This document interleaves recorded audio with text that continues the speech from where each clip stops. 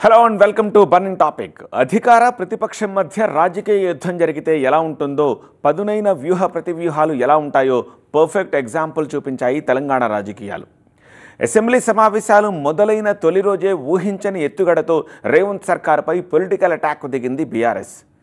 Kaleshwaram project రిపోర్టే టార్గెట్గా కేసీఆర్పై కక్ష సాధింపే లక్ష్యంగా కాంగ్రెస్ ప్రభుత్వం ఈ శాసనసభ సమావేశాలు పెట్టిందనేది బీఆర్ఎస్ అభిప్రాయం. అటు ప్రభుత్వం కూడా సరిగ్గా ఆదివారమే కాళేశ్వరం రిపోర్ట్ని సభలో ప్రవేశపెడతామని చెప్పింది. సెలవు రోజు ప్రజలందరికీ వినిపించేలా ప్రాజెక్టు తప్పొప్పులు చెప్పాలనే వ్యూహం ప్రభుత్వం నుంచి కనిపిస్తోంది. అసలు కాళేశ్వరం రిపోర్టుపై తక్షణమే చర్చించాల్సిన అవసరం లేదు. చర్చించాల్సింది రైతులు, ప్రజలు ఎదుర్కొంటోన్న ఎరువులు, వరదలపై అంటూ పోరాటాన్ని మొదలుపెట్టింది బీఆర్ఎస్. అంటే సభలో కాళేశ్వరం రిపోర్టుపై గట్టి చర్చ జరగాలని ప్రభుత్వము, యూరియాపై చర్చ పెట్టకపోతే సభనే స్తంభింపజేస్తామని ప్రతిపక్షము, ఇలా ఎవరి ఎత్తుగడలు వాళ్ళు వేస్తున్నారు. చూస్తుంటే ప్రభుత్వ ప్రతిపక్షాలు తీసుకున్న సబ్జెక్టులు దేనికదే డైవర్షన్ పాలిటిక్స్లా కనిపిస్తున్నాయా, లేదా రాజకీయ వ్యూహ ప్రతివ్యూహాలే కనిపిస్తున్నాయా? డీటెయిల్గా చూద్దాం ఇవాల్టి బర్నింగ్ టాపిక్లో.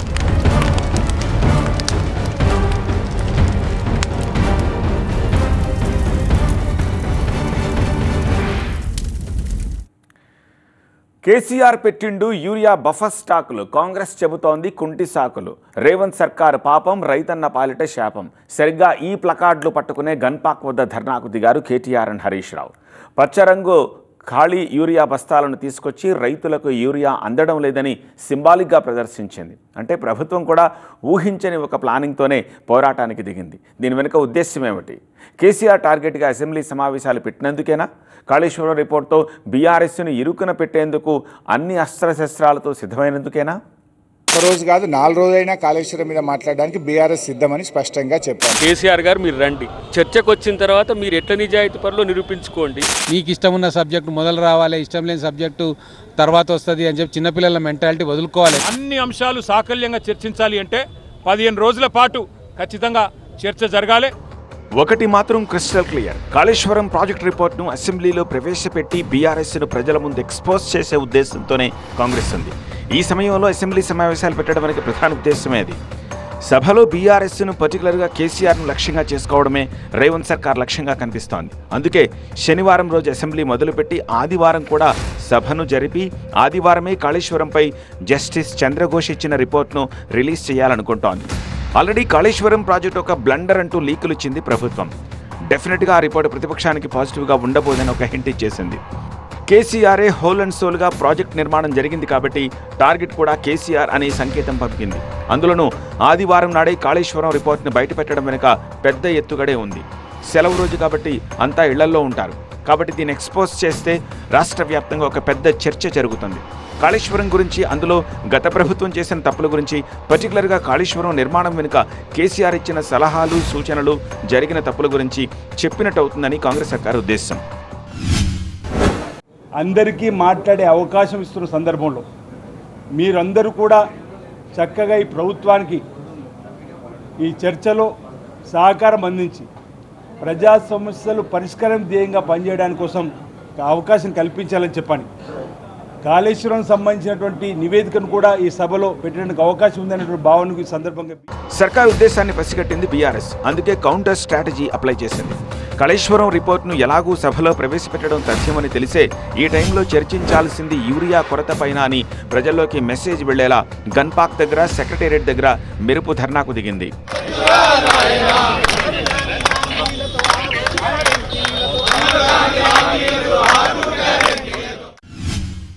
ప్రాధాన్యత ఏంది? వరద బాధితుల్ని ఆదుకోవడం మీద నీ ప్రాధాన్యతనా? యూరియా కొరతతో అల్లాడుతున్న రైతుల్ని కాపాడుకోవడం ప్రాధాన్యతనా?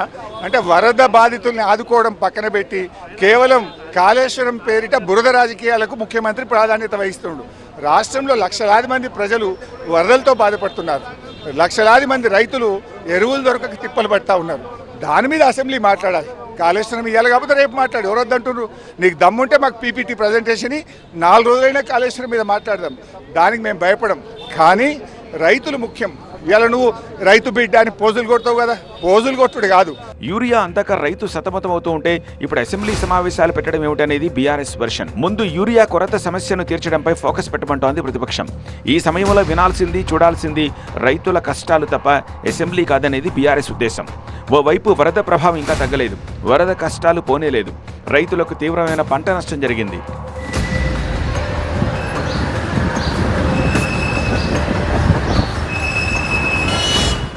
ప్రజాప్రతినిధులుగా ప్రజల్లోకి వెళ్లి బాధితులకు అండగా ఉండాల్సిన సమయం కాదా ఇది అని ప్రశ్నిస్తోంది. యూరియా ఎందుకు కొరత ఉన్నది, రాష్ట్ర వ్యాప్తంగా లక్షలాది మంది రైతులు ఎందుకు ఇబ్బంది పడుతున్నారంటే ప్రభుత్వం భయపడుతున్నది, ముఖం చాటేస్తున్నది. ఒక ముగ్గురికి అపాయింట్మెంట్ ఇవ్వండి సెక్రటేరియట్లో అంటే చీఫ్ సెక్రటరీ గారిని కలుస్తామంటే మాకు అవకాశం ఇవ్వట్లేదు. శాసనసభలో చర్చకు అడిగితే అవకాశం ఇవ్వట్లేదు. పోలీసులతోని అరెస్టు చేపించి మమ్మల్ని అందరినీ శాసనసభ్యుల్ని, గౌరవ శాసన మండలి సభ్యుల్ని ఎత్తుకొని పోతా ఉన్నారు. ఇది మంచి పద్ధతి కాదు. రాష్ట్ర వ్యాప్తంగా ఉన్న ప్రజలు వారి కష్టాలు, ముఖ్యంగా రైతుల కష్టాలు తీర్చాలి అని ప్రభుత్వంని అడిగితే మమ్మల్ని అరెస్ట్ చేసే పరిస్థితి ఉందంటే. నెల రోజులుగా యూరియా కోసం రైతులు క్యూలో నిల్చుని తిప్పలు పడుతుంటే ఈ ప్రభుత్వం ఒక్కసారి కూడా సమీక్ష జరిపింది లేదని బహిరంగంగానే విమర్శిస్తోంది బీఆర్ఎస్. అసెంబ్లీలో దేనిపైనైనా చర్చకు తాము సిద్ధమే, కానీ ముందుగా యూరియా కొరతపై చర్చిద్దామంటోంది. ఇలా కాంగ్రెస్ పార్టీ ఎమ్మెల్యేనే చెప్పిండు కదా, ఏమని రేపటి నుంచి అసెంబ్లీకి రాను, ఎవడన్నా ఇప్పుడు అసెంబ్లీ పెడతాడా? వరద కష్టాల్లో ప్రజలు ఉన్నప్పుడు ప్రజల దగ్గరికి పోయి ఆ వరద బాధితుల్ని ఆదుకునే పని ప్రభుత్వం చేయాలి, అధికారులు చేయాలి. ఈ టైంలో అసెంబ్లీ పెట్టడం అంటే ఈ ప్రభుత్వానికి రైతుల పట్ల, వరద బాధితుల పట్ల ఏ పార్టీ చిత్తశుద్ధి ఉందో అర్థమవుతుంది. ఎలాగూ కాళేశ్వరం రిపోర్టుపై ప్రభుత్వం వెనక్కి తగ్గేలా లేదు. అందుకోసమే ముందస్తు వ్యూహంగా కోర్టుకు వెళ్లారు కేసీఆర్ అండ్ హరీష్ రావు. ఇది రాజకీయ కక్ష సాధింపులో భాగమే అని ప్రజలకు అర్థమయ్యేలా చెప్పేందుకు 15 రోజుల క్రితమే కోర్టులో పిటిషన్లు వేశారు.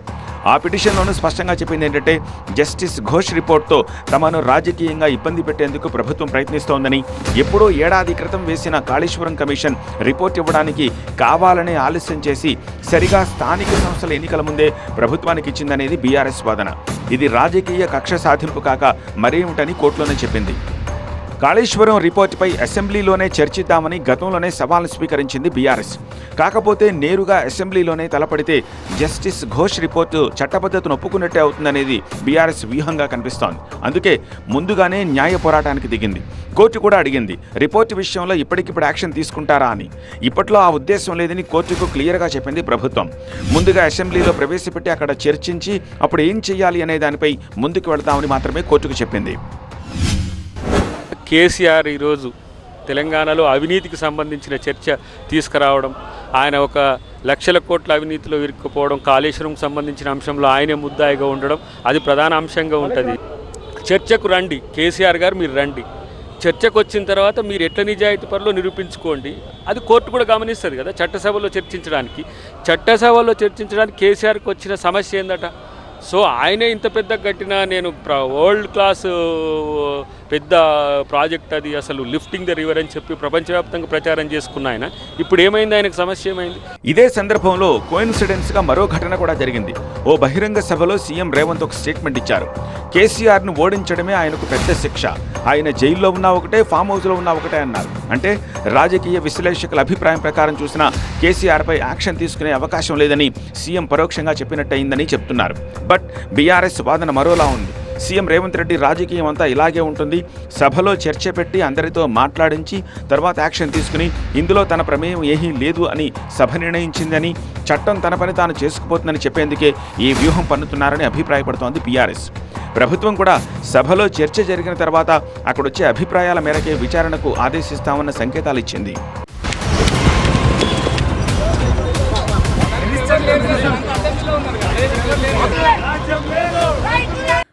అసెంబ్లీ తొలి రోజు సమావేశాలు, ఆ తర్వాత సెక్రటేరియట్ దగ్గర జరిగిన సన్నివేశాలు అన్ని డైవర్షన్ పాలిటిక్సే అనే చర్చ జరుగుతోంది. రాష్ట్రంలో యూరియా కొరతను, వరద ప్రభావాన్ని డైవర్ట్ చేయడానికి ప్రభుత్వం ఎత్తుకున్న ఎత్తుగడే అసెంబ్లీ సమావేశాల్లో కాళేశ్వరం రిపోర్ట్ని ప్రవేశపెట్టడమని బీఆర్ఎస్ వాదన. ఎక్కడ కాళేశ్వరం గుట్టు బయటపడుతుందోనని దానిపై చర్చ జరగకుండా టాపిక్ను పక్కదారి పట్టించాలని రాష్ట్రంలో యూరియా కొరత అనే అంశాన్ని తీసుకొచ్చి డైవర్షన్ పాలిటిక్స్ నడుపుతోందని ఇటు కాంగ్రెస్ వాదిస్తోంది. అసెంబ్లీ సమావేశాలకు సెంట్రిక్ పాయింట్ కాళేశ్వరం ప్రాజెక్ట్ రిపోర్టే. సరే, దాని గురించి చర్చిద్దాం, కానీ సభలో కాళేశ్వరం ప్రాజెక్టుపై పీపీటీ ప్రజెంటేషన్ పెట్టడానికి తమకు అవకాశం ఇవ్వాలని డిమాండ్ చేస్తోంది బీఆర్ఎస్. నిజానిజాలేమిటో తాము ప్రజల ముందు ఉంచడానికి ఛాన్స్ ఇవ్వాలంటోంది. ఇదెక్కడి డిమాండ్, ఇదెక్కడి లాజిక్ అనేది ప్రభుత్వం వెర్షన్. మంత్రి శ్రీధర్ బాబు అసెంబ్లీ లాబీలో అన్నది కూడా ఇదే. కాళేశ్వరం ప్రాజెక్టులో తప్పులు కనిపిస్తూ ఉంటే ఇక పీపీటీ ప్రజెంటేషన్ ఇవ్వడం ఏమిటి? అయినా ప్రతిపక్షానికి సభలో ప్రజెంటేషన్ ఇచ్చే సంప్రదాయమే లేదు. పైగా గతంలో తాము అడిగినప్పుడు మీరేమైనా ఛాన్స్ ఇచ్చారా అని మీడియా చిట్చాట్లో బీఆర్ఎస్ పై కమెంట్స్ చేశారు మంత్రి శ్రీధర్ బాబు. ఇలా కాళేశ్వరం అంటున్నావు, మాట్లాడదాం కాళేశ్వరం మీద. మేమే అడుగుతున్నాం కదా పీపీటీ ఇవ్వమని. నిన్న మా ఎమ్మెల్యేలు పోయి స్పీకర్ గారు లెటర్ ఇచ్చారు. ఒకవేళ తప్పు లేకపోతే పీపీటీకి అవకాశం ఇవ్వండి. మా వాదన మేము వినిపిస్తాం, మీ వాదన మీరు వినిపించండి, రాష్ట్ర ప్రజలు నిర్ణయిస్తారు. కాళేశ్వరంలో కుంగింది 2 పిల్లర్లు అయితే మొత్తం కాళేశ్వరం కూలిందనే నీ గోబల్స్ ప్రచారాన్ని సభ ద్వారా ఈ నిమిషానికి మల్లన్న సాగర్లో మోటార్లు పోస్తున్నాయి, రంగనాయక సాగర్లో మోటార్లు పోస్తున్నాయి, అన్నపూర్ణలో గోదావరి నీళ్లు గలగలా ప్రవహిస్తున్నాయి, కొండపోచమ్మలో ఇవాళ బాహుబలి మోటార్ల ద్వారా నీళ్లు కొండపోచమ్మ సాగర్లో ప్రవహిస్తూ ఉన్నాయి. అవన్నీ వీడియోలు చూపిస్తాం, లైవ్ చూపిస్తాం. ఇదంతా జరుగుతూ ఉండగానే బ్లాస్టింగ్ బ్రేకింగ్ వచ్చింది. కాళేశ్వరం రిపోర్ట్ను సభలో ప్రవేశపెట్టేందుకు రెడీ అవుతోన్న వేళ హైకోర్టులో లంచ్ మోషన్ పిటిషన్ వేశారు మాజీ మంత్రి హరీష్ రావు. కాళేశ్వరం కమిషన్ రిపోర్ట్నే సస్పెండ్ చేయాలనేది హరీష్ రావు చేసిన పిల్. ఆ రిపోర్ట్ను అసెంబ్లీలో ప్రవేశపెట్టకుండా ఆదేశాలు ఇవ్వాలంటూ పిల్ వేశారు. ఈ ట్విస్ట్ నడుస్తూ ఉండగానే యూరియా కొరత అంశంపై మెరుపు ధర్నాకు దిగింది బీఆర్ఎస్. వెంటనే కౌంటర్ యాక్షన్కు దిగిన కాంగ్రెస్ ప్రభుత్వం యూరియా కొరతలో ప్రభుత్వం తప్పేం లేదని చెప్పింది. వ్యవసాయ శాఖ మంత్రి తుమ్మల నాగేశ్వరరావు ఇమీడియట్గా స్టేట్మెంట్ పాస్ చేశారు. యూరియా కొరతకు కేంద్రమే కారణమని బీఆర్ఎస్కు తెలియదా అని సమాధానం ఇచ్చారు మంత్రి తుమ్మల. దేశంలో యూరియా కొరత ఉందని కేంద్రమే నేరుగా ఒప్పుకుంది కదా అని అటు ఎన్ఎం శ్రీనివాస్ కూడా కౌంటర్ ఇచ్చారు. లేని యూరియా కొరతను భూతద్దంలో చూపిస్తున్నారని మరోవైపు నుంచి నాయని రాజేందర్ కౌంటర్ స్టేట్మెంట్ ఇచ్చారు. యూరియా మీద చర్చ ఉంటుంది, కాళేశ్వరం మీద చర్చ ఉంటుంది, ఇంకా ఏమైనా రైతాంగ సమస్యలు ఉన్నా వాటి మీద కూడా చర్చ ఉంటుంది. అసెంబ్లీ ఉన్నదే చర్చలు పెట్టుకోవడానికి. వీలైతే ఇంకో 10 రోజులు కూడా చర్చ పెట్టడానికి మేము సిద్ధంగా ఉన్నాం. బీఆర్ఎస్ వాళ్ళు మా పైన చేస్తున్నారా, బీజేపీ పైన చేస్తున్నారా, అది కూడా క్లారిటీగా చెప్పాలి. ఎందుకంటే బీజేపీ నాయకులే చెప్పిండు. ఒక నాయకుడు ఏమని చెప్పిండు, ఆపరేషన్ సింధూర్ వల్ల చైనా నుంచి మాకు యూరియా రాలేదని ఒక నాయకుడు చెప్పిండు. ఇంకొక నాయకుడు ఇంకా యూరియా రాలేదు మా వల్లనే డిలే అని చెప్పి వాళ్ళే ఒప్పుకుంటున్నారు బీజేపీ నాయకులు. మళ్ళీ వీళ్ళు ధర్నా ఎవరి పైన చేస్తున్నారు, కాంగ్రెస్ పైన చేస్తున్నారు, బీజేపీ పైన చేస్తున్నారు. అది కూడా స్పష్టంగా చెప్పాలి వాళ్ళు. ఇలా కాంగ్రెస్ పార్టీ అలర్ట్ అయ్యి ఒక్కొక్కరిగా స్టేట్మెంట్లు ఇస్తూ ఉండడంతో సరే యూరియా కొరతకు కారణం రాష్ట్రమో కేంద్రమో సభలోనే తేల్చుకుందాం రండి అని సవాల్ చేశారు హరీష్ రావు. ముందుగా సభలో యూరియాపై చర్చ పెట్టండి, ఎవరిది తప్పో లెక్కలతో సహా అక్కడే తేలుద్దామని హరీష్ కౌంటర్ అటాక్కు దిగారు. అసెంబ్లీ సమావేశాలంటూ జరిగితే ముందుగా యూరియా కొరత, వరద బాధితుల కష్టాలపై తప్ప మరో అంశాన్నే చర్చించడానికి వీల్లేదని అల్టిమేటం ఇచ్చారు హరీష్ రావు. అప్పటి వరకు అసెంబ్లీని స్తంభింపచేస్తా ఉన్నారు. ఒకవేళ నిజంగా కేంద్రమే ఇవ్వకపోతే అసెంబ్లీలో చర్చ పెట్టండి. బీజేపీ వాళ్ళు ఉంటారు, కాంగ్రెస్ వాళ్ళు ఉంటారు. ఇది కాంగ్రెస్ వైఫల్యమా, ఇది బీజేపీ వైఫల్యమా తెలుద్దాం. ఇప్పుడు 8 మంది కాంగ్రెస్ ఎంపీలు, 8 మంది బీజేపీ ఎంపీలు. షరీఫ్ 8 గెలిచింది కదా, 8+8 16 కాలే, 0 అయింది. ఒక్క యూరియా బస్తా. రియాలిటీ ఏంటంటే ఎరువులు, వరదలు ఈ 2 రాష్ట్రంలో నడుస్తున్న బర్నింగ్ టాపిక్స్. బట్ ప్రభుత్వం మాత్రం వ్యూహాత్మకంగా కాళేశ్వరం ప్రాజెక్ట్ రిపోర్ట్నే బర్నింగ్ ఇష్యూగా ప్రొజెక్ట్ చేస్తోంది. ఓవైపు వరదలకు పంట అంతా కొట్టుకుపోయింది కాబట్టి ముందుగా జరగాల్సింది పంట నష్టంపై సర్వే, ఎన్యూమరేషన్ చేయాలి, నష్టాన్ని అంచనా వేయాలి, ఆ తర్వాత కదా యూరియా అవసరం పడేది అనేది ప్రభుత్వ వెర్షన్. పైగా ఏవో కొన్ని ప్రాంతాల్లో తప్పితే యూరియా కొరతే లేదంటోంది ప్రభుత్వం. సో ఇక అసెంబ్లీలో చర్చించాల్సిన అంశం కాళేశ్వరం రిపోర్ట్ పైన అనే కన్క్లూజన్కి ఇచ్చేసింది. తెలంగాణ రాజకీయాల్లో టగ్ ఆఫ్ వార్ నడుస్తోంది. ఇప్పుడు సై అంటే సై అనేంత పోటాపోటీ వాతావరణం ఉంది. ప్రభుత్వం, ప్రతిపక్షం నువ్వా నేనా అంటుంటే ఇది గదా రాజకీయంలోని అసలు మజా అనుకుంటున్నారు జనం. ప్రభుత్వం ఎంత యాక్టివ్గా ఉందో ప్రధాన ప్రతిపక్షం కూడా అంతే దూకుడుతో ఉంది. దాదాపు దశాబ్దం తరువాత ఇలాంటి వాతావరణం కనిపిస్తోంది తెలంగాణలో. ఇప్పటిదాకా అసెంబ్లీలోనే వాడి వేడే చర్చ జరుగుతూ వచ్చేది. ఇప్పుడు సభ బయట కూడా అంతే స్థాయిలో కామెంట్స్ అండ్ కౌంటర్స్ వినిపిస్తున్నాయి. దీనికి ప్రధాన కారణమైనవి 2 టాపిక్స్.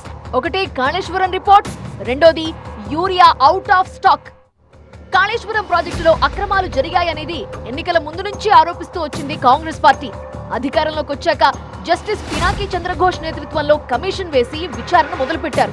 దాదాపు 1 ఏడాదికి పైగా సమయం తీసుకున్న ఆ కమిషన్ తన పనిని పూర్తి చేసి జూలై 31న 665 పేజీల నివేదికని ప్రభుత్వానికి సమర్పించింది. ఆ నివేదిక మొత్తం బయటకు రాలేదు గాని ప్రభుత్వమే దాన్ని బ్రీఫ్ చేయించి కీలక పాయింట్స్ బయటపెట్టింది.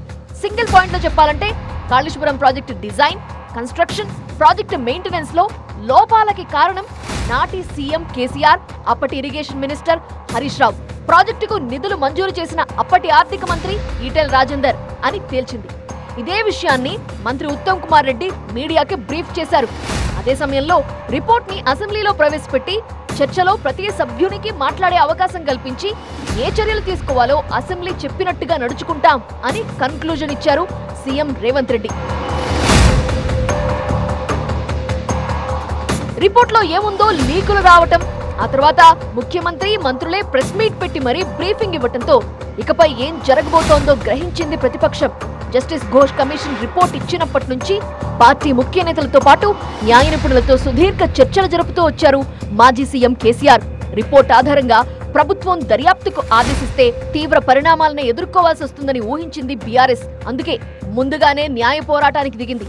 ప్రభుత్వానికి సబ్మిట్ చేసిన రిపోర్టుపై నేరుగా సుప్రీంకోర్టుకి వెళ్లాలని భావించినప్పటికీ న్యాయ నిపుణులు మాత్రం ముందుగా హైకోర్టులో పిటిషన్ వేయాలని సూచించినట్టు తెలుస్తోంది. అందుకే హైకోర్టుకు వెళ్లారు. జస్టిస్ ఘోష్ కమిషన్ నివేదికపై స్టే ఇవ్వాలని కేసీఆర్, హరీష్ రావు వేరువేరుగా పిటిషన్స్ వేశారు. అయితే రిపోర్టుపై మధ్యంతర ఉత్తర్వులు ఇవ్వడానికి హైకోర్టు నిరాకరించి విచారణని వాయిదా వేసింది. కాళేశ్వరం రిపోర్ట్ ని అసెంబ్లీలో ప్రవేశపెట్టడానికి 6 నెలల సమయం ఇచ్చింది హైకోర్టు. అయితే ప్రభుత్వం మాత్రం తీర్పు వచ్చిన 10 రోజుల్లోనే అసెంబ్లీని సమావేశపరిచి రిపోర్ట్ ని ప్రవేశపెడుతోంది. దీనికి కౌంటర్ యాక్షన్ గానే యూరియా కొరతపై పోరాటానికి దిగింది బీఆర్ఎస్. ఎందుకు చంపుతారు సారు? ఎందుకు సారు? మసాలా లేదు సారు, పొలాలు పుట్టకొచ్చినాయి. ఈ రైతులు ఎందుకు బాగుపడు? ఒక్క మండలంకి ఇంత మంది అంటే సార్ ఎంతగానో ఏమి చేయాలి? ఎట్లా బతుకుతారు? ఇంత ఎన్ని బస్తాలు వచ్చింది ఇప్పుడు సరిపోతుందా మీ అందరికి? ఒక లారీ వచ్చి సార్ 3 రోజులు 4 రోజులు వర్షం పడినది. అందరూ రైతులు చూస్తారు మసాలా కోసం. వీళ్ళకి ఎక్కడ దొరకలేదు. దొరకక 300 అయినా సరే కానీ ఇస్తలేరు కదా సార్. నిజానికి తెలంగాణలో యూరియా కొరత ఉన్నది వాస్తవం.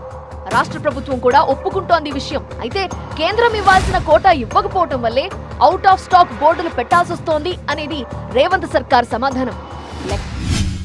ఈ రోజు కాంగ్రెస్ ప్రభుత్వం రాగానే తిరిగి ఆనాటి రోజులు మళ్ళీ చెప్పులు లైన్లో పెట్టి, ఆధార్ కార్డులు లైన్లో పెట్టి, ఎరువుల కోసం లైన్లు కట్టి వర్షంలో పండుగ రోజు కూడా తడిసిపోయే పరిస్థితి ఎందుకు వచ్చింది? దీనికి కారణం ఎవరు? కాంగ్రెస్ ప్రభుత్వం చెప్పాలని చెప్పి మేము డిమాండ్ చేస్తున్నాం. తూతూ మంత్రంగా 4 రోజులు అసెంబ్లీ నడపడం కాదు, 15 రోజులు అసెంబ్లీ నడపాలి. రైతుల అన్ని సమస్యలు, వర్షం అధిక వర్షం వల్ల, వరదల వల్ల ఇవాళ పంట నష్టపోయిన రైతుల గురించి కానీ, ఎరువులు సకాలంలో మీరు ఇవ్వలేకపోవడం వల్ల బ్లాక్ మార్కెటింగ్ కాంగ్రెస్ నాయకులు ఎవరైతే చేస్తున్నారో, యూరియా మాఫియా ఎవరైతే కాంగ్రెస్ నాయకులు చేస్తున్నారో వాళ్ళ వల్ల రైతులు పడుతున్న అవస్థల గురించి కూడా బ్రహ్మాండంగా సుదీర్ఘంగా చర్చించే తీసినా సరే ఈ సీజన్ కి కేంద్రం ఇవ్వాల్సిన యూరియాలో దాదాపు 3 లక్షల టన్నుల కొరత కనిపించింది. దీన్ని కేంద్ర ప్రభుత్వం కూడా ఒప్పుకుంది. కాకపోతే ఇచ్చిన యూరియాని సక్రమంగా పంపిణీ చేయలేకపోవటం వల్లే ఈ దుస్థితి వచ్చింది అనేది బీజేపీ వాదన. సీజన్ కి ముందే రాష్ట్రంలో యూరియా బఫర్ స్టాక్ ఉంది. దాన్ని ఏం చేశారో చెప్పాలని నిలదీసింది. ఎవరి వర్షన్ ఎలా ఉన్నా పొలం పనులు చేసుకోవాల్సిన రైతు మాత్రం క్యూ లైన్లో నిల్చుంటున్నాడు. గంటల తరబడి నిల్చోలేక క్యూలో రాళ్లు, చెప్పులు, ఆధార్ కార్డులు పెడుతున్నారు. ఈ దృశ్యాలు గత 10 ఏళ్లలో ఎన్నడైనా కనిపించాయా అనేది బీఆర్ఎస్ ప్రశ్న. మోదీ ప్రభుత్వంతో సఖ్యత లేకపోయినా కేంద్రంతో కొట్లాడో మాట్లాడో రైతులకి సమయానికి సరిపడినంత యూరియా అందించింది నిజం కాదా అని నిలదీస్తోంది బీఆర్ఎస్. ఇవాళ రాష్ట్రంలో లక్షలాది మంది రైతులు రోడ్ల మీద ఉన్నారు. ముఖ్యమంత్రి స్వంత జిల్లాలోనే ఎరువులు అడిగిన మహిళా రైతు చెంప చెల్లుమనిపించాడు ఒక పోలీస్ అధికారి. కొడంగల్ ముఖ్యమంత్రి నియోజకవర్గంలో ఎరువుల కోసం బార్లు దిగుతా ఉన్నారు. ఉదయాన్నే 3 గంటలకు పోయి మొహం కూడా కడుక్కోకుండా, కాలకృత్యాలు తీసుకోకుండా రైతులు రోడ్ల మీద నిలబడతా ఉన్నారు. కొన్ని చోట్లయితే రాత్రే పోయి అరుగుల మీద పండుకుంటున్నారు. దోమల్లో కుడుతుంటే కూడా అరుగుల మీద పండుకొని ఉదయాన్నే లైన్లలో నిలబడతా ఉన్నారు. చెప్పులు లైన్లో పెట్టే పరిస్థితి వచ్చింది.